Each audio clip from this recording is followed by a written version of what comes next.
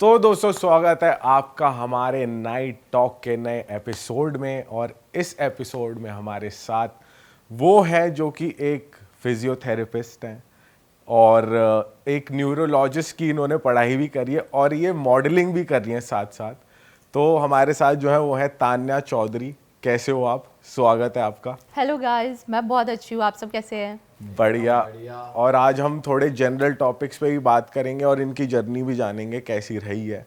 तो शुरू करें? बिल्कुल शुरू करते हैं। आपकी जर्नी से स्टार्ट करते हैं कि पहले आप फिजियोथेरेपिस्ट से फिर आप मॉडलिंग में कैसे घुसे, थोड़ा बताओ।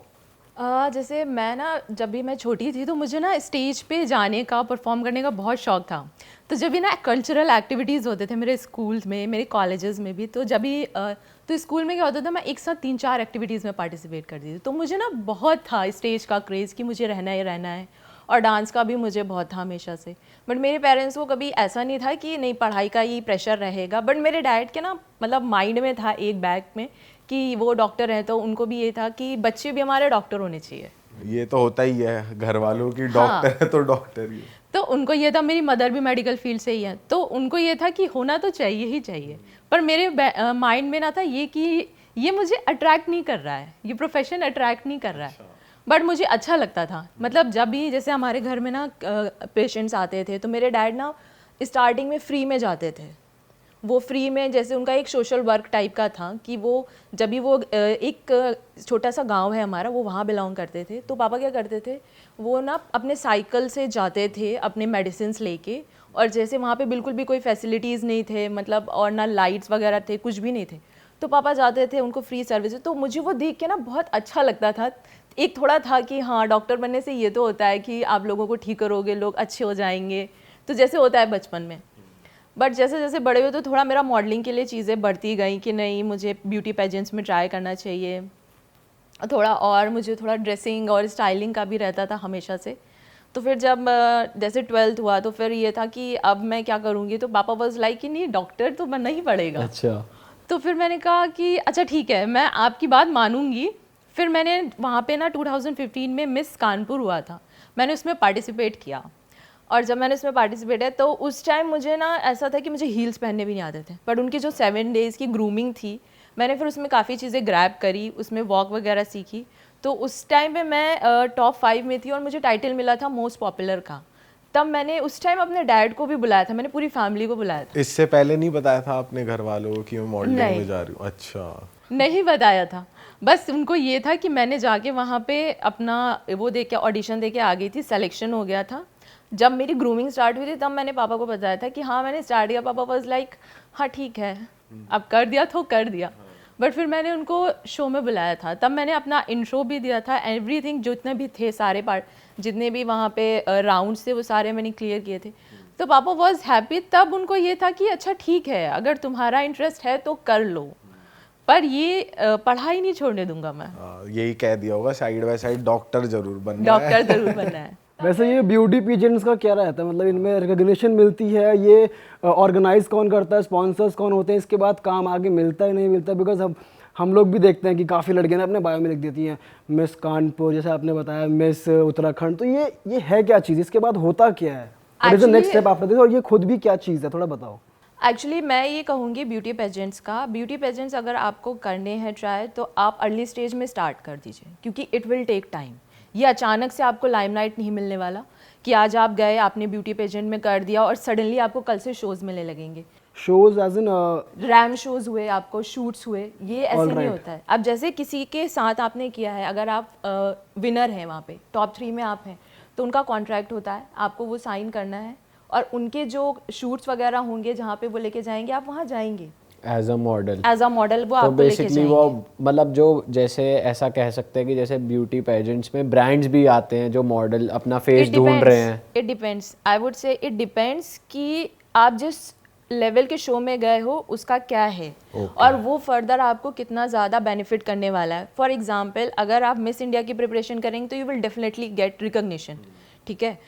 बट अब अभी क्या हुआ है, नाउ डेज कल्चर बहुत ज़्यादा चेंज हो गया है। माइन वॉज लाइक 2015, तब कानपुर में कोई शो नहीं होता था, एक ही शो था। तो इट्स लाइक कि अब कानपुर में अगर आप शो जीते हो तो आप हाईलाइट हो गए। पे भी करते हैं ये लोग आपको कुछ अमाउंट अगर आप जीतते हो? विनिंग अमाउंट अगर उन्होंने सेट किया है, या अगर उन्होंने बोला है कि हम आपको ब्रांड का कुछ प्रोजेक्ट देंगे, क्या कुछ एड्स दिलाएंगे, तो जो उनके कॉन्ट्रैक्ट में रिटर्न होता है वो करते हैं। और वो डिपेंड करता है, हर किसी के साथ वेरी करता है, सबका सेम क्राइटेरिया नहीं होता है। और उससे भी बड़ी चीज़ ये होती है कि आप जहाँ से ग्रूमिंग ले रहे हो, आप कंप्लीटली उन पर डिपेंड नहीं हो सकते। It's just how much you learn, आपने कितना ग्रैब किया है, आप कितना ग्रैब कर रहे हो, आपने अपने आप को कितना पॉलिश किया है।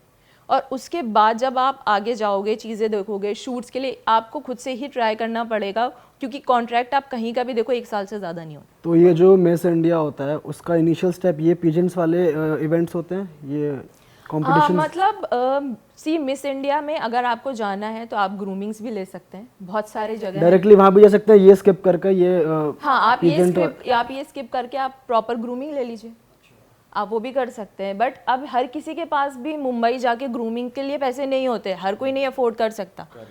तो अभी क्या है, जब आप इनिशियल स्टेज पे जाते हो ना, जैसे सिटी लेवल पे गए आप, स्टेट लेवल पे गए, तो वहाँ का चैलेंजेस बढ़ते हैं। तो आप जब जाते हो एक जगह पे पार्टिसिपेट करते हो, तो आपको ना एक वो होता है, आप ग्रैब करते हो कि मुझे हर सिचुएशन के साथ कैसे डील करना है। हर जगह हर चीज़ सेम नहीं हो सकती।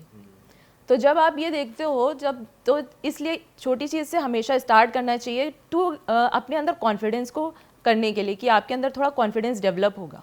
आप डायरेक्टली चले जाओगे और मिस इंडिया इज़ लाइक कि हर स्टेट का बेस्ट वहाँ पे जाता है, वहाँ पे ऐसे कोई भी नॉर्मल नहीं जाएगा। तो बेसिकली ब्यूटी पेजेंट में अगर आप जा रहे हो तो अपनी पर्सनालिटी को ग्रूम करने के लिए जाओ, पैसा इतना मत देखो, क्योंकि आपकी एट द एंड पर्सनालिटी और ज़्यादा इम्प्रूव हो रही है, फिर और आप पर्सनालिटी आगे ही जाओगे। रहेगी, आपकी पर्सनालिटी ही रहेगी। Money can not buy personality, पैसे से आप पर्सनालिटी कैसे खरीद लोगे, आप स्टेटस ले लोगे। तो वो आपको कुछ स्पेसिफिक ट्रेनिंग या कुछ और कुछ सिखाते हैं वहाँ पे, या सीधा फिर आपको रैम वॉक ही होती है, या ऐसा नहीं, कुछ नहीं, होता है? उनके डेज होते हैं, वो आपको ग्रूम करेंगे, उनके वॉक करना सिखाएंगे, उनकी जो कोरियोग्राफी सेट होती है आप उसके अकॉर्डिंग उनको सेट मतलब वो करेंगे। कोरियोग्राफी एज इन जैसे अब जैसे फिनाले होता है हमारा, तो वहाँ पे आपको जाना होता है, तो आपके ड्रेसेस के राउंड्स होते हैं, तो वो कोरियोग्राफी सेट करते हैं कि अभी ये वाला कोरियोग्राफी चलेगा, एंड में जब ये वाला आएगा, जैसे किसी का एथनिक है, हमारा लास्ट क्या राउंड क्या होता है, मतलब कोई फॉर्मेट सेट है या हर किसी का अपना फॉर्मेट होता है? हर किसी का अपना फॉर्मेट होता है, बट जो बेसिक होता है वो सभी फॉलो करते हैं। कि होता है जैसे basic? इंट्रोडक्शन हुआ आपका, एक आपका टैलेंट राउंड होगा, एक आपका वॉक सेशन होता है, एंड एक आपका क्वेश्चन आंसर होता है। ये सब जगह होता है, बट कुछ अपने एक्स्ट्रा कैरिकुलर एक्टिविटीज़ भी ऐड कर देते हैं, वो डिपेंड करता है। टैलेंट में आप क्या दिखाते हो टैलेंट राउंड में? टैलेंट राउंड में माइन इज डांस ऑलवेज। अच्छा, डांस भी करते हो आप? यस। एक अभी हाल ही में डांस वाली रील भी आपकी वायरल हुई है कुछ हाँ जी। पेजेस पे, उसके पीछे क्या, आप जो कावाली वाली है, तो उसका क्या सीन था? वो रील वाज लाइक कि मैं सबको देख रही थी इंस्टा पे कि हर कोई इस पे रील बना रहा है, और उसका म्यूजिक इज लाइक वो मुझे अट्रैक्ट कर रहा था कि तुम क्यों नहीं बना रही हो, तुमको इस पे बनाना चाहिए। तो मेरे पास में एक दिन मैंने बनाया उसको, बट मैं सेटिस्फैक्शन नहीं हुआ कि ये मैच नहीं करा बीट्स के साथ में।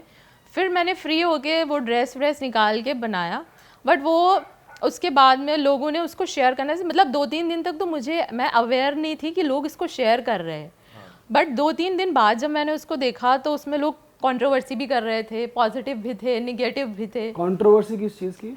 There was like regarding my dress, तो उसके लिए ही था, लोग उसको जूम कर करके भी डाल रहे थे।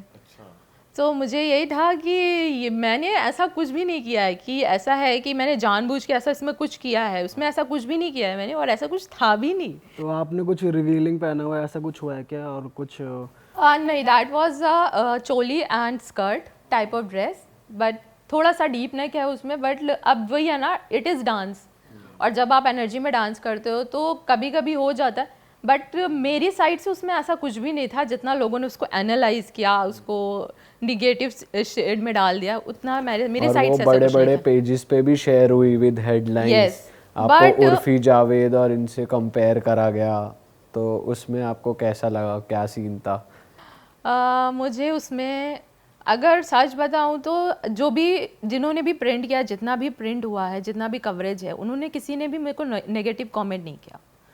सो आई वोंट से कि लोगों ने नेगेटिव कमेंट किया या रॉन्ग कंट्रोवर्सी क्रिएट कर दी, बट कभी कभी ना चीज़ें जब हेडलाइंस होते हैं ना तो वो कभी आपको नेगेटिव एक्सपेक्ट भी दे जाते हैं। आपके साथ हुआ था कुछ नेगेटिव, मतलब जैसे कमेंट कर रहे हैं लोग? कमेंट्स करते रहते। मैं कमेंट्स कभी पढ़ती नहीं हूँ, मेरी आदत है, कभी नहीं पढ़ती हूँ। बट स्टिल जब वो हेडलाइन बन जाती है ना तो वो तो आप पढ़ोगे ही पढ़ोगे। पर उन्होंने जितना भी उसमें अंदर लिखा हुआ है दैट इज़ पॉजिटिव, तो वो थोड़ा I am happy with that. But negative is like वो थोड़ा फ्यूचर में मेरे को फेस करना पड़ेगा। अब आपको ऑफर्स भी थोड़े बोल्ड वाले आ रहे Yes, होंगे कि exactly. आप ये रोल कर लो या ये वाला वो यस कर। एग्जैक्टली, यही है रीज़न उसका कि थोड़ा नेगेटिव एक्सपेक्ट उसका यही रहेगा। क्या क्या कुछ अप्रोचेज आई उसके बाद, कुछ बताओ। उसके बाद अप्रोचेस आए हैं, बहुत सारे अप्रोचेस आए हैं, बट इज़ जस्ट कि I am not into bold scenes. See लोग ना कपड़ों से बहुत जज करते हैं, मैं ये चीज़ बोलना ज़रूर चाहूँगी। आप कपड़ों से जज नहीं कर सकते। Why you you judging anyone? आपको थोड़ी ना पता है कि these are clothes, this is fashion industry, और fashion industry is like they have no boundaries. जो भी डिज़ाइनर आपको क्रिएट करके देगा यू हैव टू वेयर, और ये मेरे साथ ही नहीं सारे सेलेब्स को करना पड़ता है, सब करते हैं, जितने भी बड़े एक्टर्स हैं एक्ट्रेसेस हैं सबको वो ड्रेसेस पहने। बट इसके बिहाफ पे आप जाके ये नहीं बोलोगे कि she is not good in character and all, या इनका जो रियल लाइफ में ही होंगी वो ऐसे ही होंगी। ये तो बिल्कुल सही बात है। तो जब आपकी ये कवरेज आई, जब हेडलाइंस हर जगह, मतलब बड़े बड़े न्यूज़ वालों ने भी छापा, तो फैमिली का क्या रिएक्शन था कि मेरी बेटी तो डॉक्टर है और बेटा तू यहीं आ जा वापस? तो क्या था रिएक्शन उनका? मेरे पेरेंट्स ना बहुत कूल है, they trust me, they know me. The thing is this कि मेरे पेरेंट्स को पता है what she is doing and what she will not do. The thing is जब भी लोग बोलते हैं ना कि पेरेंट्स कन्विंस नहीं होते हैं, मैं मानती हूँ पेरेंट्स नहीं कन्विंस होते, मेरे भी नहीं हो रहे थे, बट आई प्रूव दैट। मैंने उनको चीज़ें करके दिखाई, मैंने उनको रिजल्ट दी, और इसके लिए मुझे कितना हार्डवर्क करना पड़ा है, कितना मैनेज करना पड़ा है, ये मुझे ही पता है। क्योंकि आपको studies, medical field is not easy, studies के साथ आपको इसको भी मैनेज करना है, तो वो है। एंड रही बात कवरेजेस की, तो माई डैड इज़ लाइक हाँ ठीक है मैंने देख लिया। वो कभी रिएक्ट नहीं करते, ही इज़ लाइक हाँ ठीक है मैंने देख लिया, मुझे पता है तुम चीज़ें कर रही हो, तुम्हें जो करना है करो। जब माँ बाप को पता है कि मेरा बच्चा कुछ गलत नहीं कर रहा है, they are satisfied with that, तो फिर तो ठीक है। जब माँ बाप भी सेटिस्फाइड हैं और बच्चा कुछ गलत वैसे भी नहीं कर रहा है, तो सही चीज़ है। अच्छा, आपको कंपेयर किया गया उस रील के थ्रू उर्फी जावेद से, आप बता रहे थे अभी। वैसे उस रील पे व्यूज़ कितने आए हैं? ये मुझे याद नहीं है। अच्छा, तो being a model how do you see Urfi Javed? तो तुम उसे मतलब कैसे देखते हो? Urfi Javed, I would say that that girl has that such kind of guts and confidence कि she is wearing everything, और लोग कितना भी उसको कंट्रोवर्शियल ले लें, कितना भी नेगेटिव एक्सपेक्ट कर ले, कितना भी कमेंट कर ले, but she has some guts, she is still doing what she wants to do. So I really appreciate her. मुझे सीरियसली आई लाइक हर। मैं बिल्कुल भी नहीं जज करूँगी because I am a model, and whatever she is wearing, if she is comfortable then it's good. अच्छा, एक चीज़ और है इस इंडस्ट्री में ना, ये भी आता है कि यार मॉडल्स को ना कास्टिंग काउच फेस करना पड़ता है, या फिर कुछ लोग ब्लैकमेल करते हैं या फिर फ़ायदा उठाने की कोशिश करते हैं। तो आपको किसी ने अप्रोच किया है या किसी के मतलब आपने फेस किया है कास्टिंग काउच? किसी ने फ़ायदा उठाने की कोशिश करी हो आपकी? एक्चुअली ऐसा नहीं हुआ है, अप्रोचेस रहते हैं। अच्छा। बहुत सारे होते हैं। तो कैसे अप्रोचेस आते हैं बताओ एक बार। बट इट डिपेंड्स कि एवरीवन नोज, ओपनली इतना मुझे बताने की ज़रूरत नहीं है, everyone knows what happened. And रही बात उसके अप्रोचेस की, तो it depends how you are dealing with that, आप कैसे डील रहे हो। इसका सबसे सही तरीका ये होता है कि आपका प्रेजेंस ऑफ माइंड। अगर आप कहीं जा रहे हो, if you are getting that vibe, you are not comfortable, then quit. उसमें इतना क्या सोचना है कि आप एक प्रोजेक्ट के लालच में चीज़ें करोगे, then you are agreeing on that point which you are actually, आप जिस चीज़ के लिए एग्री कर नहीं रहे हो, तो इट एक्चुअली ना सामने वाले को एक इम्पैक्ट देता है कि आपके अंदर उतना टैलेंट ही नहीं है। You are not confident about yourself. If I am confident that मैं एक साल वेट कर सकती हूँ प्रोजेक्ट के लिए, but I am not going to do that, then what is the issue? Why you are not saying no? Why you are accepting it? वैसे Bollywood के काफ़ी बड़े बिग नेम्स हैं जो पिछले कुछ 3-4 सालों में बाहर आए थे, बहुत सी एक्ट्रेसेस ने फेस किया था वो। तो किसी बड़े ने भी आपको अप्रोच किया है या कुछ ऐसा? एक काफ़ी नोन नेम है, मैं नेम नहीं लूँगी, पर जब भी सामने से अगर आपको कोई अप्रोच कर रहा है और आपको लग रहा है कि देयर इज़ समथिंग रॉन्ग, कि उनका टाइमिंग गलत है, या आपको वो मिडनाइट बुला रहे हैं। क्या हुआ था, एक बार आप अच्छे से बताओ। एक्चुअली मेरे पास एक अप्रोच था, ठीक है, तो मेरे को ये था कि चलो ठीक है, आई वॉज वेरी हैप्पी कि हाँ इन्होंने अप्रोच किया है, तो आई वॉज रियली एक्साइटेड कि ठीक है मैं जाऊँगी तो फिर हम काम करेंगे साथ में। तो फिर मैंने उन्होंने आपको इंस्टाग्राम से अप्रोच करा यस था? इंस्टा पे अप्रोच किया था। तो ये फिर बॉलीवुड के थे? यस, एक्टिंग के लिए था या फिर? ना एक्टिंग के लिए नहीं था, ये थोड़ा अलग था। बट ये था कि जब भी आपको कोई रिनोन नेम अप्रोच करता है तो आप एक्साइटेड हो ब्लू टिक जाते हो। अकाउंट से मैसेज आ जाए तो इंसान हाँ थोड़ा वो रहता है। तो फिर आप जब भी उन्होंने, फिर मेरी बात हुई, मैंने बात करी तो ही वॉज लाइक कि आप मिलना, फिर हम काम करते हैं साथ में, जब भी आना। तो फिर बीच में मैं ना दो मंथ के लिए गई नहीं, क्योंकि थोड़ा ब्रेक था, मेरा स्केड्यूल भी मैच नहीं कर रहा था। फिर मैं गई, तो फिर मैंने कॉल किया, तो फिर फर्स्ट डे वाज लाइक कि नहीं ऐसा दिन में नहीं पॉसिबल हो सकता है, थोड़ा एक्टिक शेड्यूल है मेरा, कल देखते हैं। तो मेरे को था कि हाँ होगा, क्योंकि हेक्टिक शेड्यूल तो सभी का होता है। तो फिर मैंने दूसरे दिन कॉल किया, तो फिर दूसरे दिन भी ये हुआ कि काम करते हैं, आफ्टर 9 रखते हैं, एट नाइट आफ्टर 9 रखते हैं। तो मुझे ये था कि आफ्टर 9 क्या करेंगे हम, ऐसी तो ये चीज़ है नहीं कि हमें नाइट में कुछ करना हो। इसमें तो जितना ज़्यादा मतलब हम डे में काम करेंगे उतना बेटर आउटपुट हमारा रहेगा। अच्छा।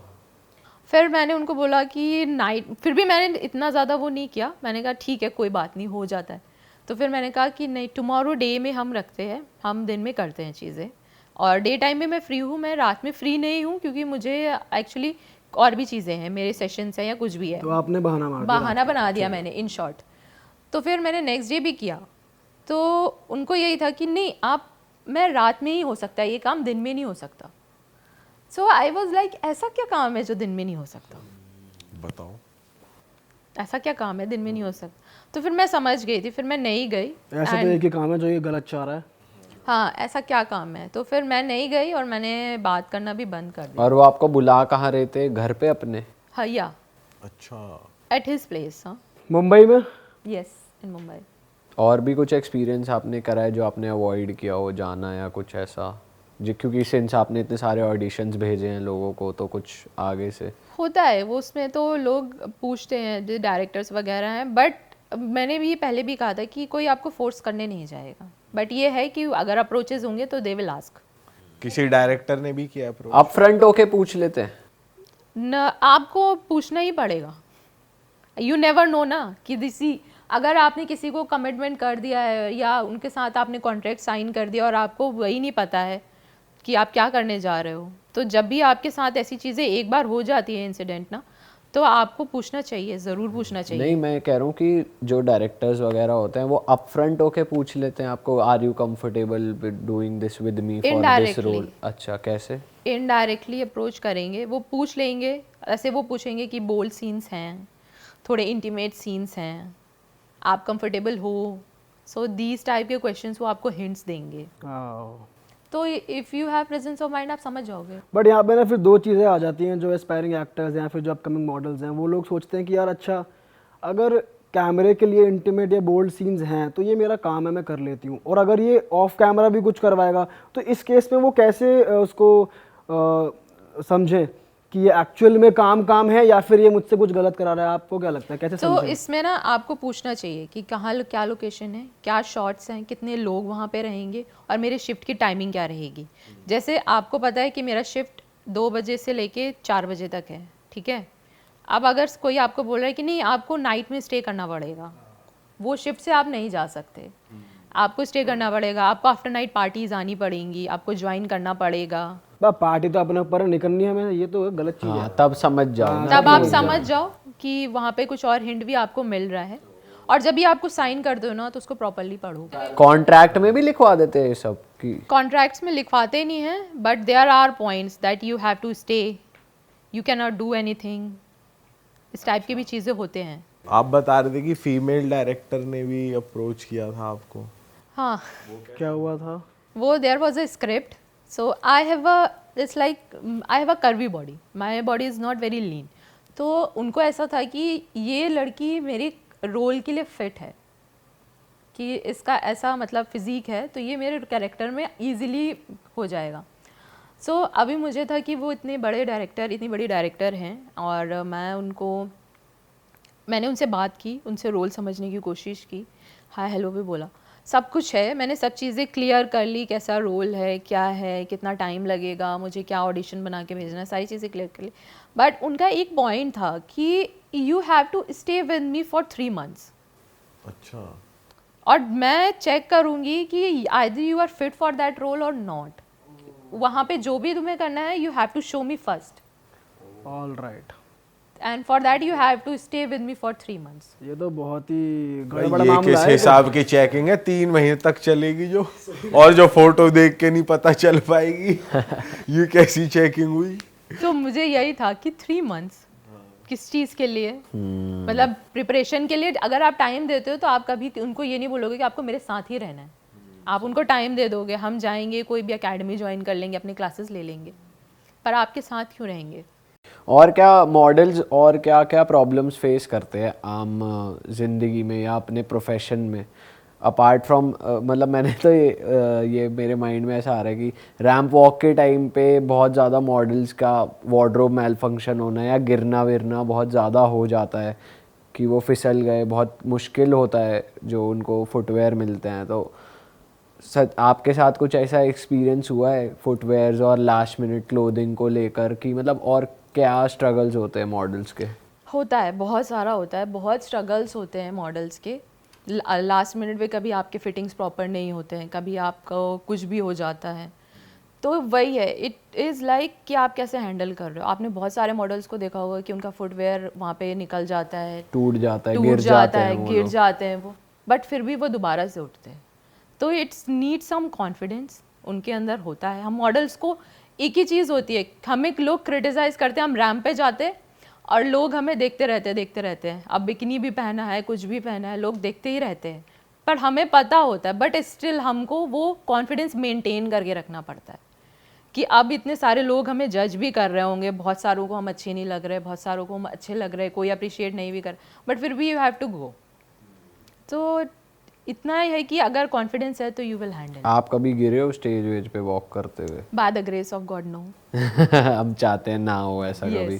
That is really awkward, but अगर कभी ऐसे होता है तो हैव दैट कॉन्फिडेंस। वैसे शो कभी ऐसा कि लगाओ कि फिक्स्ड भी होते हैं कभी शोज हाँ कि समटाइम्स प्लान्ड होता है किसको जिताना है? समटाइम्स। और ऐसा भी देखा हमने जो मॉडल्स होती हैं उन्हें बहुत ज़्यादा बिग शॉट्स मतलब बिजनेस वाले बहुत अप्रोच करते हैं कि मैं तुम्हारी लाइफ बना दूंगा, काम दिला दूंगा टाइप्स का, ऐसे कॉन्टेस्ट में ही कि तुम्हें विनर बना देंगे या ऐसा कुछ का भी एक्सपीरियंस हुआ है आपके ये भी साथ एक या type का casting आपके couch ही हो गया जानने वैसे। वालों के साथ? कास्टिंग काउच तो ये हो गया ना कि काम के बहाने प्रोड्यूसर डायरेक्टर एक्टर वाली फील्ड, बट मैं बात कर रहा हूँ बिजनेस वाले लोगों की जो मॉडल्स को बेसिकली अप्रोच करते हैं, जैसे कम स्लीप विद मी ऑन बड़ी उम्र के और गर्लफ्रेंड बनाने के लिए कि तुम मेरे साथ घूमो, मेरे साथ, पर एक तरीके की वही चीज हो गई, मतलब एक तरीके से काम देने के लालच में नहीं, but gold digger types approach ज्यादा, जो ऐसा कभी हुआ है मतलब Gold आपको digger नहीं जानने वालों में भी आप गोल्ड बता डिगर टाइप्स अप्रोच मेरे साथ नहीं हुआ है, बट मैं ये चीज़ बोलूँगी ये बहुत होता है, बहुत कॉमन है। और मैं इसमें ये नहीं बोलूँगी कि सामने वाला ही रिस्पॉन्सिबल है, you are also responsible. Why you are taking that? आप क्यों अपॉर्चुनिटी दे रहे हो? Why not to say no? Why? मेरा एक ही सिंपल फंडा है, if you are not comfortable, see आप सामने वाले को कंप्लीटली ब्लेम नहीं कर सकते हो। सामने आप हो, अगर आप मुझे अप्रोच कर रहे हो, आप मुझे ऑफर कर रहे हो, तो I have that option to say no ना। ज़रूरी थोड़ी है कि मैं रातों रात ही स्टार बन जाऊँ। चॉइस तो होती है हमेशा, you always have a both choice, ways। You always have a choice. सही बात है, बट आप कुछ वैसे बता सकते हो कोई जानने वाले ने एक्सेप्ट करा हो ऑफर या क्या? बहुत सारे हैं, बताओ ना कुछ, बहुत सारे हैं। नाम मत लेना, ना लड़के का ना बिजनेसमैन का। ना बहुत सारे हैं, ऐसे होते हैं। न नाम नहीं, नाम की बात नहीं है, बट ये आजकल मैंने नॉर्मल भी देखा है। It's not about big shots and वो, मैं normal day to day life की भी बात करती हूँ। मैं अपने कॉलेज की बात करती हूँ। जैसे कि कॉलेज है हमारा, तो मैं वहाँ पे जाती थी, तो मेरे पास तो ऑलरेडी बहुत लंबा स्केड्यूल होता था मेरा, क्योंकि मेरे को इंस्टा भी मैनेज करना है, और तब मैंने स्टार्ट की थी ब्लॉगिंग, अभी कॉमन है बट तब स्टार्ट की थी। तो मेरा कॉलेज वाज लाइक सुबह चल जाती थी मैं, 7 बजे उठती थी और रात में 2 बजे मुझे सोने मिलता था। उस बीच में मुझे जिम भी जाना होता था, कॉलेज भी जाना होता था, OPD भी अटेंड करनी होती थी, और फिर इंस्टा का भी कंटेंट बनाना होता था। तो वहाँ पे जो गर्ल्स थे हॉस्टल्स में, तो मैंने वहाँ पे देखा है उनको कि अभी घर से नहीं आ रहे पैसे। थोड़ा ना सोशल मीडिया ने एक रेवोल्यूशन ला दिया लोगों के अंदर ना, ये बहुत ज़्यादा हो गया है कि इफ़ उनके पास आईफोन है, कार है, तो हमारे पास भी होना चाहिए, हमें भी पब्स में जाना है, शॉर्ट ड्रेसेस पहनने हैं। तो अब लोग वो चीज़ अफोर्ड तो नहीं कर सकते। अब खर्चा कौन चलाएगा? पेरेंट्स तो दे नहीं रहे, और पेरेंट्स अलाउ भी नहीं कर रहे हैं, हर किसी के पेरेंट्स नहीं करते अलाउ। सही बात है। तो अभी खर्चा कहाँ से चलाएंगे? तो वो उनके नीड्स फुलफिल कर रहे हैं, वो उनके नीड्स फुलफिल कर रहे हैं। बट क्या लगता है, कल्चर गलत है या सही है? क्या लगता है इस कल्चर के बारे में? ओवरऑल क्या थिंकिंग है आपकी? कल्चर गलत है या सही है ये मैं बिल्कुल भी नहीं कहूंगी, ये आपके ऊपर है। ओपिनियन में? हाँ, मतलब आपके मेरे ओपिनियन में। मेरे ओपिनियन में इट इज क्योंकि अगर बंदी के पास ऑप्शन है तो वो मेरे कहीं जाके एज अ गर्ल अगर मैं बात करूं तो it is very wrong. It clearly gives indication that you think that you have no potential in yourself. You cannot do anything, you cannot achieve anything. It is a clear indication you are giving. And मुझे नहीं लगता कि आपको सारी चीज़ें achieve करने के लिए किसी पे डिपेंड रहनी चाहिए। क्यों करना है? तो मेरे लिए तो ये बिल्कुल भी इट्स अ बिग नो। तो आपके पास जैसे ऑफर्स आते हैं तो आपको मतलब एकदम ना स्ट्रेट अप हो जाता है, या फिर मतलब कभी ऐसा डर सा नहीं लगा कि यार सच में मेरा करियर में नहीं बना कुछ तो क्या होगा टाइप्स, या कभी डर लगा है आपको? See that's why I have a backup. Doctor होने का ये फायदा दैट्स है। Why I have a backup. डॉक्टरी तो नहीं छोड़ने वाले ना आप नो कभी? नो नो, अगर मैंने डॉक्टरी छोड़नी भी होती तो मैं अभी मास्टर्स न्यूरो में नहीं करती, बिल्कुल भी नहीं करती। So that's why I'm having a backup, cause I know me. I'm not comfortable. I'm not going to do that. So इसीलिए मुझे अगर कोई बोलता है कि आपको रातों रात हम स्टार बना देंगे या कुछ बना देंगे, so I was like कोई बात नहीं, आज नहीं तो 4 साल बाद बन जाऊंगी मैं, बट बनूंगी मैं खुद से ही। So यही है कि अगर आपके पास, इसीलिए मैं हमेशा, मुझसे ये बात बहुत बार पूछी गई है पहले के भी इंटरव्यूज़ में कि बैकअप क्यों आपने मतलब डॉक्टर बनाना ये चीज़ फील्ड छोड़ी क्यों नहीं? यही रीज़न है इसका, मैंने इसको कम्प्लीटली नहीं छोड़ा है इसीलिए। और मैंने अपना ब्रेस्ट कैंसर अवेयरनेस प्रोग्राम भी चलाया है। इसमें क्या क्या करते हो आप बेसिकली? कैसे program? Breast cancer awareness program ये मेरा एक इनिशिएटिव था कि जैसे मैंने बताया था कि मेरे फादर ना एक वो स्मॉल विलेज के हैं, तो वहाँ पे जब मैं गई थी ना तो मुझे ये तो पता था कि यहाँ के लोग पढ़े लिखे नहीं हैं, वुमेन का स्टेटस यहाँ पे बहुत ज़्यादा ख़राब है। तो जब मैंने वो प्रोग्राम स्टार्ट किया था तो वो मुझे था कि ठीक है मैं 1-2 बार करके देखती हूँ, अगर मुझे ठीक लगता है तो ठीक है, अगर मैं कनेक्ट कर पाई तो ठीक है, वरना नहीं। पर फिर जब मैं वहाँ पे गई तो मैंने वहाँ पे देखा कि वो एक्चुअली वहाँ पे बहुत ही ज़्यादा ख़राब कंडीशन थी। ब्रेस्ट कैंसर अवेयरनेस प्रोग्राम वो मैंने स्टार्ट किया था, और जब मैं वहाँ पे गई तो वहाँ पे जो फीमेल्स थे उनको ना उनकी फैमिली ने ऐसे चीट्स पकड़ा रखे थे, उस चीट्स में उनके फ़ोन नंबर लिखे थे, एड्रेस लिखे थे, और जब मैंने उनसे पूछा तो उनको खुद को नहीं पता था कि इसमें क्या नंबर लिखा और क्या एड्रेस है। तो वहाँ का स्टेटस इतना ख़राब था। फिर मैंने उसको कंटिन्यू करा, फिर मुझे लगा कि ऐसे टाउन्स में ना लोगों को कलेक्ट करना, उनसे कनेक्ट करना थोड़ा डिफ़िकल्ट हो जाता है। बट अगर आप बताना चाहो कि आप अपने प्रोग्राम में क्या बताते हो लोगों को, थोड़ा ऑडियंस के लिए भी जनरल जो नॉलेज होती है, तो आप कुछ? इसका मेरा ये है कि मैं ब्रेस्ट कैंसर के बारे में बताती हूँ, उसमें कि क्या साइन एंड सिम्टम्स आपको देखने चाहिए। तो अगर मैं साइन एंड सिम्टम्स की बात करूँ तो इट्स लाइक पहले तो जब मैं स्कूल्स में गई थी तो वहाँ के जो गवर्नमेंट स्कूल्स थे तो वहाँ के बच्चों को यही नहीं पता था कि व्हाट इज़ ब्रेस्ट। तो मुझे ये था कि अब इनको यही नहीं पता है व्हाट इज़ ब्रेस्ट, तो मैं इनको कैसे कन्विंस करूँगी। तो जब मैंने उनको बोला तब मैंने कोशिश की कि मैं बच्चों से इंटरेक्ट करती हूँ, पहले इनके लेवल जानने की कोशिश करती हूँ। तब जब मुझे पता चला फिर मैंने वहाँ के टीचर्स की भी हेल्प ली, क्योंकि वो हिंदी मीडियम बच्चे थे और आई एम नॉट इतना, मैं इंग्लिश मीडियम की हूँ, मतलब कॉन्वेंट से मैंने अब मेरा एजुकेशन है तो इतना ज़्यादा मुझे नहीं आते उतने सारे वर्ड्स, तो मैंने उनसे कनेक्ट किया। बट साइन एंड सिम्टम्स की अगर मैं बात करूँ जनरली मैं सबको बताऊँ तो साइन एंड सिम्टम्स के अगर आपको लगता है कि आपके ब्रेस्ट में कोई सिस्ट है या उसमें से कोई फाउल स्मेल आ रहा है या आपके निपल से पस फॉर्मेशन हो रहा है या बहुत ज़्यादा आपको स्मेल आ रहा है या इतना ज़्यादा आपको पेन हो रहा है कि आप उसको बेयर नहीं कर पा रहे हैं, और अगर आपका वेट लॉस हो रहा है कंटिन्यूअसली और आप जब भी जा रहे हो या चेंज हो रहा है या आपके बॉडी में अलग अलग चेंजेस आ रहे हैं, तो you should consult a doctor, गायनाइक से बोलो। और पहले तो आप अपने मदर से डिस्कस करो, क्योंकि मुझे वहाँ जो प्रॉब्लम लगा वो ये था कि जो बच्चे हैं वहाँ के, जो गर्ल्स थे, वो अपने मदर्स को बताने में ही शर्मा रहे थे, वो उनको ही नहीं बता रहे थे। ये सीधा सीधा ये दिखाता है ना कि हाँ वो पढ़े लिखे नहीं है, लिटरेसी रेट इतना कम है और लोग Yes, पर कुछ लोग ओपन अप भी तो नहीं होते ना अपनी फैमिली के आगे इतना, वो भी एक रीजन है। यही रीज़न है। तो मैं पहले उनको ये बात मैंने बहुत बार बोली थी कि कुछ भी इशू है अगर आपको, तो आप एटलीस्ट अपनी मम्मी को बताओ। आई एम नॉट सेइंग कि आप फादर को बताओ, मैं ये नहीं कह रही हूँ, बट मदर तो ऐसा है ना कि आप बता सकते हो अगर आपको कोई इशू है तो। क्योंकि ब्रेस्ट कैंसर का जो मोर्टेलिटी रेट था वो बहुत ज़्यादा हाई है। पहले सर्वाइकल कैंसर का था, but breast cancer has the highest mortality rate. अभी करंट का मुझे नहीं पता, अगर उसमें कुछ चेंजेस आए होंगे तो, बट दैट टाइम जब मैंने स्टार्ट किया था यही एक मेरे बैक मतलब माइंड में था। क्योंकि जब भी हॉस्पिटल्स भी जाओ ना तो आप एड्स के बारे में देखोगे और भी एजुकेशंस के बारे में दिया होता है, पर वहाँ पे ना ब्रेस्ट कैंसर और ये सब के बारे में कुछ भी नहीं दिया होता। तो मुझे एक था कि लोगों को थोड़ा अवेयर होना चाहिए। तो आप अवेयरनेस के साथ साथ do you help those people with money also, with treatment also, या फिर आप सिर्फ अवेयरनेस पे ही काम कर रहे हैं अभी? अभी मैं अवेयरनेस पे ही काम कर रही हूँ, क्योंकि उसका रीज़न ही यही है कि आप अर्ली स्टेज में पता नहीं चलता, लोगों को पता ही नहीं है कि मेरे साथ में क्या हो रहा है। तो मेरा पॉइंट वही था कि पहले मैं लोगों को ये समझाऊं कि अगर ऐसी चीज़ें हो रही है तो प्लीज़ डॉक्टर के पास जाओ आप। All right, so you have your own team जिसके साथ आप वहाँ पे जाते हैं और वो अवेयरनेस प्रोग्राम एंड वो वर्कशॉप्स एग्जीक्यूट करते हैं। अरे बहुत नेक काम कर रहे हैं यार, बहुत अच्छा लगा। पर आपको इतना टाइम कैसे मिलता है? आपने कितनी अलग अलग जगह हाथ फैला रखा है। मतलब बीइंग अ डॉक्टर, ये तो सोशल सर्विस तो आपको आपके फादर से मिली है, बट आप टाइम कैसे मैनेज करते हो इतनी सारी चीज़ें करने का? क्योंकि मॉडलिंग इन इट सेल्फ इतनी हेक्टिक चीज़ है, आपको ट्रैवल करना है कॉन्स्टेंटली, फिर आपको सेवा भी करनी है, अवेयरनेस भी करनी है, तो कैसे मैनेज हो पाता है? टाइम मैनेजमेंट, मैं यही बोलूँगी। टाइम मैनेजमेंट बहुत ज़रूरी है, and you have to be disciplined. अगर आपको मल्टीटास्किंग करनी है, you have to be disciplined. So अभी क्या है ना, मैं क्या करती हूँ, मैं अपना बताती हूँ। मैं क्या करती हूँ, जब भी मैं किसी चीज़ में कोई काम कर रही होती हूँ तो मेरा पूरा अटेंशन वहीं पे होता है, तो मैं ना टाइम बाउंडेड कर देती हूँ वो चीज़। सपोज़ मैं कॉलेज जाती थी, तो अभी जब कॉलेज जाती थी तो मुझे पता था कि मुझे घर भी जाना है, मुझे खाना भी बनाना है, अपने आप को कल मॉर्निंग के लिए भी रेडी करना है, कुछ असाइनमेंट्स भी हैं मेरे।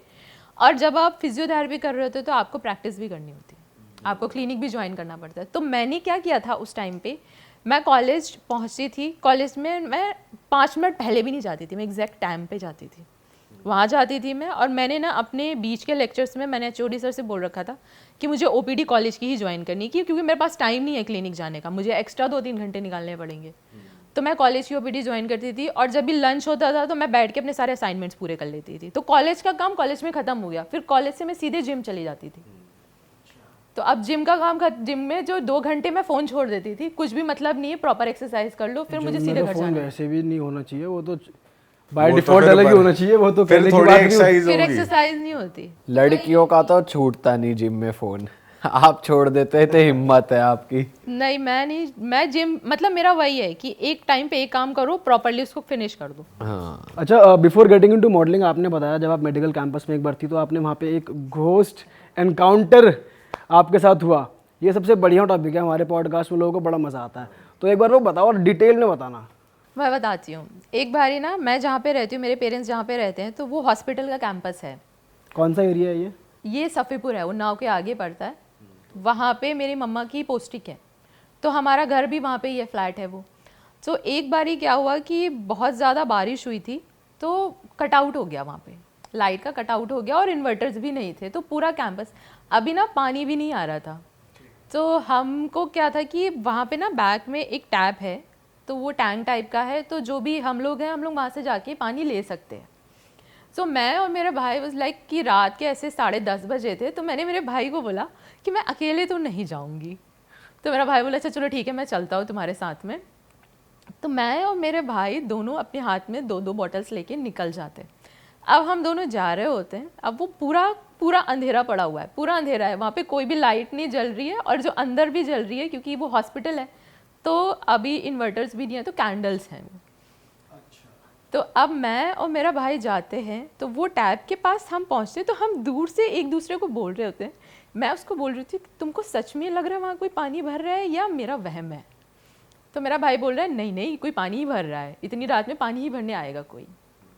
तो जो हमारा हॉस्पिटल का कैंपस है वहाँ के गेट पे ना गार्ड है, तो वो तो जानते हैं सबको, जो लोग वहाँ पे रहते हैं वो सबको जानते हैं। तो मैं और मेरा भाई जा रहे होते हैं, तो हम वहाँ पे पहुँच जाते हैं, तो एक हमें ऐसा लगता, हमने मतलब ये हमारा मतलब वही है जो हमने देखा है, तो हम अब एक किसी को जाते हम टच तो करेंगे नहीं। तो मैं और मेरा भाई ना ऐसे अराउंड 1 फीट दूर खड़े हुए थे।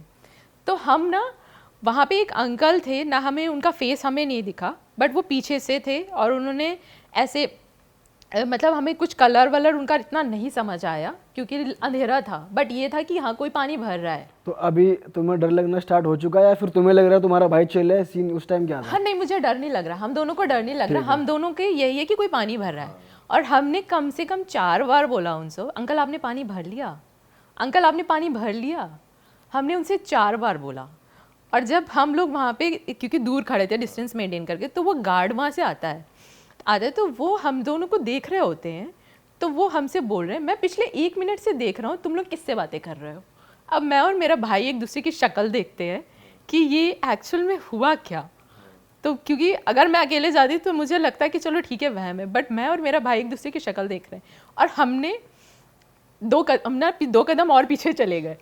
तो गार्ड को बेसिकली वो बंदा नहीं दिख रहा था? नहीं। और जब आपने दोबारा देखा आपको दिख रहा है सामने?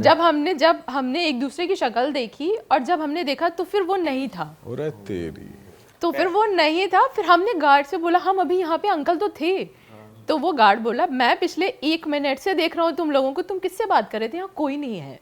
अब हम दोनों अपने बॉटल लेके वापस आ गए, हम दोबारा कभी नहीं गए अंधेरे में। पानी नहीं भरा? नहीं, पानी उसके नहीं पैरों भरा, की तरफ तो देखते उल्टे होते उसके पैर, तो तभी इतना भागा। टाइम नहीं मिला क्योंकि हम इतने कॉन्फिडेंट थे कि हाँ कोई पानी भर रहा है। अरे बाप रे। तो छलावा दिख गया कोई तो। हॉस्पिटल्स में अक्सर होता है ये, वहाँ पे जहाँ डेड बॉडीज रहती है। मेरी मम्मा के भी हैं बहुत सारे। बताओ ना कुछ उनके साथ, मेजर कोई एक बता दो। मम्मा के टाइम का ना एक हॉस्टल का है, वो मैं बताऊंगी क्योंकि मेरी मम्मा नर्सिंग में है, नर्सिंग डिपार्टमेंट में है।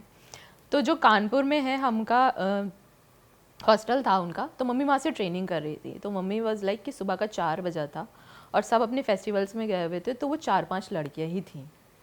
तो उनके ना बाथरूम्स कॉमन थे, तो होता है हॉस्टल्स में कॉमन होते हैं। तो मम्मी को सुबह का था कि अभी सारी लड़कियाँ चली जाएंगी नहाने के लिए, मैं चली जाती हूँ। तो मम्मी उठी जल्दी जल्दी और गई और उन्होंने बाथरूम से किसी को निकलते हुए देखा। वो गई उधर से निकल के अपने हेयर वेयर सेट मतलब ऐसे ऐसे करते हुए चली गई वो। और जब मम्मी अंदर गई और उन्होंने अपनी फ्रेंड को पूछा तो वो बोल रही है कि यहाँ तो कोई भी नहीं था, ये तो पूरा खाली पड़ा हुआ है कब से। और फिर मेरी मम्मी को ये था कि अभी गया कौन यहाँ से। तो मेरी मम्मी बहुत शॉक में थी और उसके बाद मेरी मम्मी को जो फीवर आ गया। ये हो जाता है, अगर कोई नेगेटिव एनर्जी तुम्हारे आसपास होती है तो वो तुम्हें फिर ऐसे फिजिकल डैमेज देती है, मतलब ये हाँ, तबीयत खराब हो जाना। तो उनकी ना सुबह फिर मेरी मम्मी को 2 दिन तक फीवर, और मेरी मम्मी को वो आज तक इंसिडेंट्स याद है कि वो वहाँ पे मतलब वो वहाँ से प्रॉपर बाल्टी वाल्टी लेके निकली है कि जैसे कोई बाथरूम में नहा के निकला होगा, और वो वहाँ पे एक्चुअल में कोई नहीं था। तो ये कुछ इंसिडेंट्स हैं जो होते रहते हैं, हॉस्पिटल्स में हैं, ये तो कॉमन है, हॉस्पिटल्स है, हॉस्टल्स में भी होते हैं।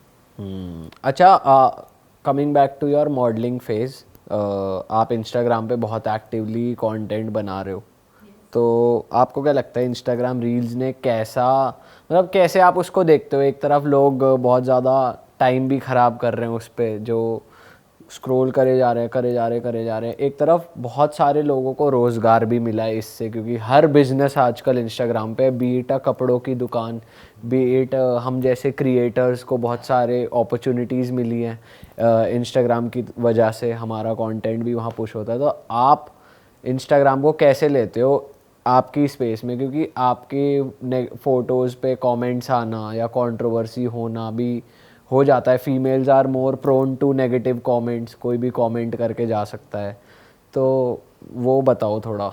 See Instagram is like positive भी है निगेटिव भी है, मैं यही बोलूँगी। पॉजिटिव इज़ लाइक आपको पॉपुलैरिटी मिल रही है, आपको एक रिकग्निशन मिल रहा है, और आपको जैसे आप बोल रहे रोज़गार वो भी मिल रहा है, ठीक है, you are getting fame also. और निगेटिव बोलूँ तो अगर किसी का अकाउंट डिलीट हो गया तो वो डिप्रेस हो जाएगा, उसका काम चला गया। तो अभी और रही बात कमेंट्स की, सो अगर आप अच्छा कंटेंट भी डालो ना तो लोग खराब कमेंट करने वाले आपको 2-4 मिलेंगे ही मिलेंगे। उनको तो आप रोक ही नहीं उनको सकते। आप नहीं रोक सकते। नो मैटर आपने कितना भी अच्छा कंटेंट डाला है, नो मैटर कि आपने क्या सोच के कंटेंट डाला है। 100 में से 10 लोगों को तो वो बुरा लगेगा ही लगेगा। हाँ, 100 में से 10 लोगों को वो बुरा लगेगा और 100 में से 50 लोगों को भी बुरा लग सकता है अगर आप लड़की हैं तो, और आपने शॉर्ट ड्रेस कहीं पहन ली है तो 100 में से वो रेशियो बढ़ के 60-70 पहुंच जाएगा।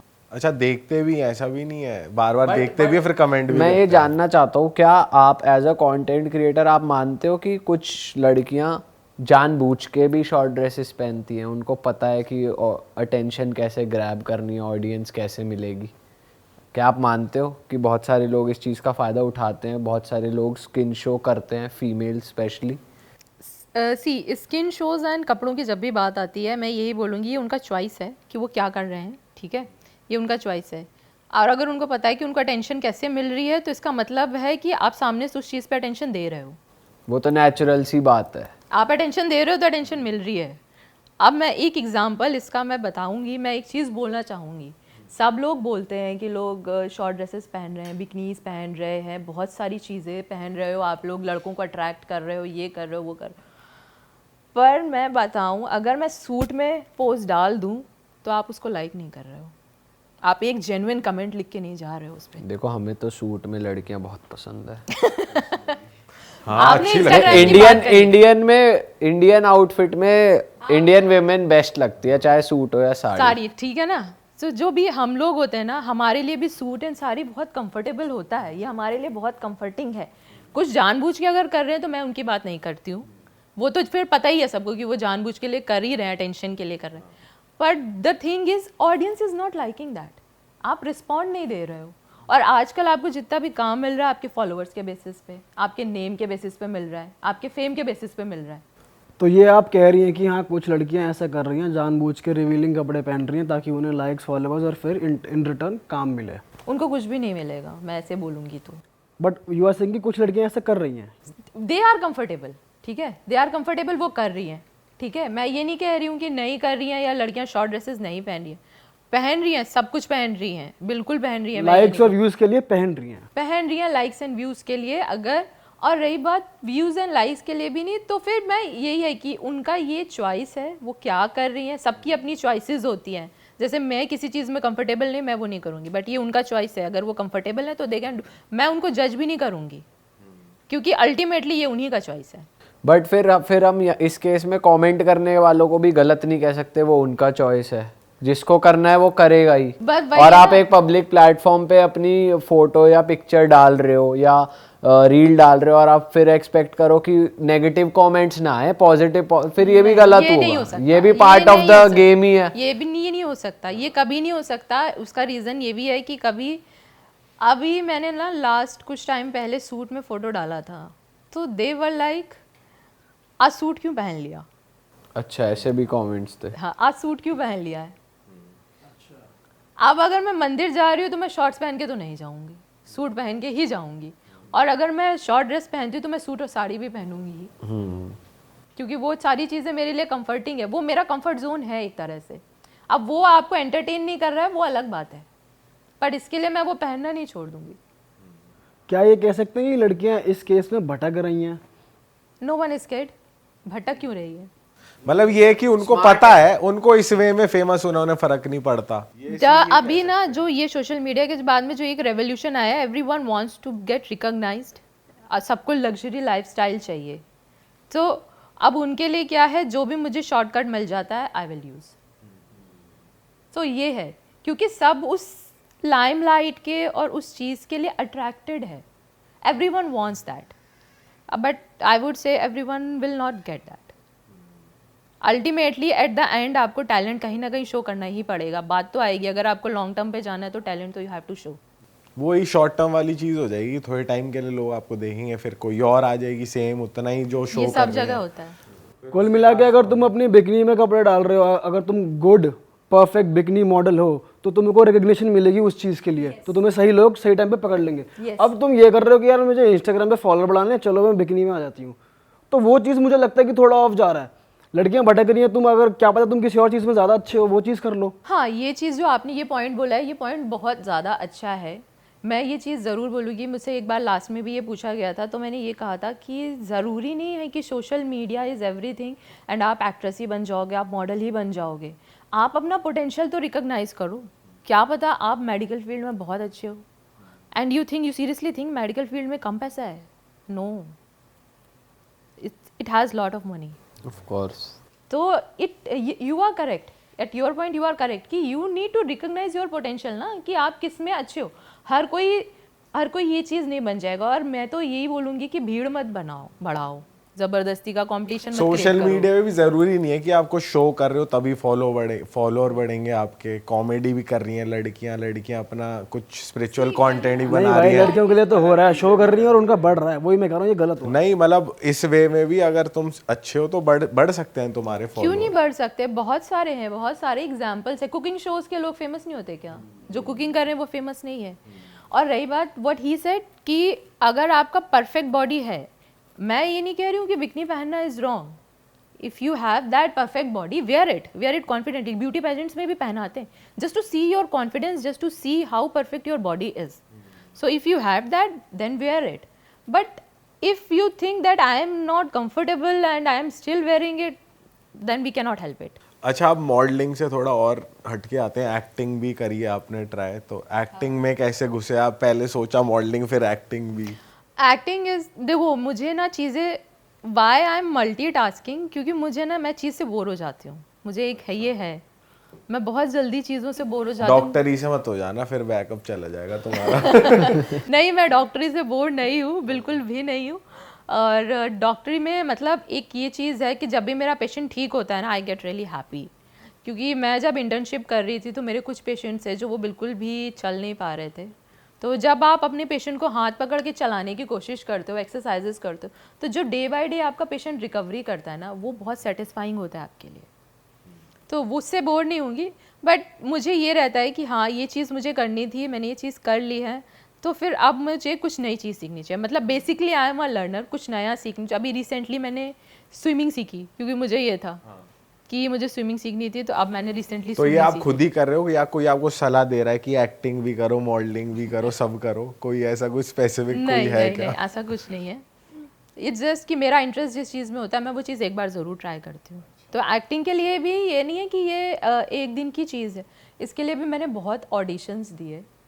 पहले तो मुझे इंट्रोडक्शन बनाना, एक परफेक्ट इंट्रोडक्शन भी होना चाहिए, एक वो चीज़ हुई। फिर उसके बाद में मैंने एड्स के लिए भेजने स्टार्ट करे, अपने ऑडिशंस बहुत सारे बना के भेजे, तब जाके कहीं कोई सेलेक्ट होता है। कम से कम इट्स लाइक मैंने 30 to 40 ऑडिशंस बना के भेजे हैं अभी तक, रिसेंटली ही भेज दिए है, तब जाके होता है। बट इट्स इज़ लाइक कि कब क्या क्लिक कर जाए, मेरे बैक ऑफ द माइंड ये रहता है कि कब क्या क्लिक कर जाए, यू नेवर नो। तो just try to give your 100%। कभी ऐसा हुआ है कि आपके रिवीलिंग क्लोथ्स पहनने से या शॉर्ट क्लोथ्स पहनने से आपकी रिलेशनशिप पे इफेक्ट करा हो? आपके बॉयफ्रेंड ने माइंड किया हो, कुछ बोला हो, ये क्या कर रहे हो, ये नहीं करना यार, आई am not comfortable with this? तो फिर ऐसा बॉयफ्रेंड मत बनो। मतलब तुम्हारे साथ हुआ है, ये पूछ रहा हूँ। नहीं, सभी बॉयफ्रेंड्स कंफर्टेबल थे? मेरे आज सच बताओ तो I don't believe in hookups, dating, one night stands. Hookups is like, नहीं, मैं तो बॉयफ्रेंड की बात कर रहा हूँ। बॉयफ्रेंड ना, तो इट्स लाइक ना। मैंने एक ही बॉयफ्रेंड बनाया एंड उसको कभी ऐसा कोई इशू नहीं था। ये बहुत सही चीज़ है। उसका कभी बल्कि he is very encouraging, he really appreciates what ever I do. अभी डेट कर रहे हैं आप? नहीं। क्यों ब्रेकअप क्यों हो गया ऐसा? क्योंकि मिलना मुश्किल है पार्टनर जो इनकरेज करे, वरना कई लोग तो ये कहते हैं कि क्यों कर रहे हो, ये मत करो, वो मत करो। कुछ चीज़ें हो जाती है, जब इंसान को कुछ चीज़ें बहुत ज़्यादा हर्ट कर जाती है ना, तब फिर मुझे ऐसा लगता है कि आपको स्पेस ले लेना चाहिए। Give him space and give yourself space. But सही बात है, काफ़ी अपकमिंग लोग जो इसमें आना चाहते हैं इस फील्ड में, काफ़ी सही पॉइंट बता दिया आपने जो नोटिस में रखने चाहिए लोगों को, लड़कियों को स्पेशली। और मज़ा आ गया आपके साथ पॉडकास्ट करके। आई होप आपको भी आया हो। बहुत ज़्यादा मज़ा आया मुझे। बहुत वैल्यूएबल चीज़ें निकली हैं अपकमिंग मॉडल्स के लिए, एक्ट्रेसेस के लिए, एक्टर्स के लिए, इन्फ्लुएंसर्स के लिए और डॉक्टर्स के लिए भी। तो डॉक्टर्स के लिए ये निकला है भाई, रात में अकेले पानी भरने मत जाओ, पकड़े जाओगे, बच जाओगे। हाँ, सीरियसली दैट वाज स्कैरी। तो दोस्तों, मिलेंगे आपसे नए पॉडकास्ट में। साथ ही साथ हम आपको ये बता दें कि डॉक्टर तान्या के इंस्टाग्राम हैंडल डिस्क्रिप्शन में है, आप जाकर इन्हें फॉलो कर सकते हैं। ये बहुत ही अच्छा कंटेंट प्रोड्यूस करती हैं इंस्टाग्राम पे। और यूट्यूब चैनल भी है आपका? नहीं, यूट्यूब चैनल। तो यूट्यूब चैनल बना लो, उस पे भी शॉर्ट्स डाला करो, वहाँ भी ऑडियंस है। हाँ, मुझे है थोड़ा, वही है ना, टाइम मैनेजमेंट। कोई तो नहीं। उसमें तो अच्छे हो आप। तो ये पॉडकास्ट जाने में अभी 10 दिन है, तब तक आप चैनल बना लो ताकि ऑडियंस आपको चैनल है, बट अभी सब्सक्राइब कर मैंने ले। उसमें कुछ कंटेंट पोस्ट नहीं किया है। तो जितना है इंस्टाग्राम पे सब वहाँ डाल दो, ऑडियंस आ जाएगी आपके चैनल पे इस बिल्कुल पॉडकास्ट करूंगी के मैं, बाद। बिल्कुल करूंगी। हम यहाँ पे गोल बटन डाल रहे हैं इनके चैनल का, आप जाओ इन्हें यूट्यूब पे भी सब्सक्राइब वो करो। वाला आपका कैमरा जाते जाते कुछ कहना ऑडियंस को, वो आपका कैमरा है। मैं ऑडियंस को ये बोलूँगी कि आप लोगों को जो भी अचीव करना है अपनी लाइफ में बिल्कुल करिए, और अगर आपका पोटेंशियल कुछ और है और आप कुछ और ट्राई कर रहे हैं तो वो बिल्कुल मत कीजिए। जो आपका पोटेंशियल है उस पर ही स्टिक करिए, उसको रिकॉग्नाइज करिए, और आपको उस चीज़ को जब आप पूरे दिल से करेंगे ना तो आप वो चीज़ में ज़रूर सक्सेस होंगे। बिल्कुल सही बात है, भेड़ चाल में मत भगो। मिलते हैं अगले पॉडकास्ट में, bye bye, love you. Subscribe कर देना हमारे चैनल को भी। Bye bye.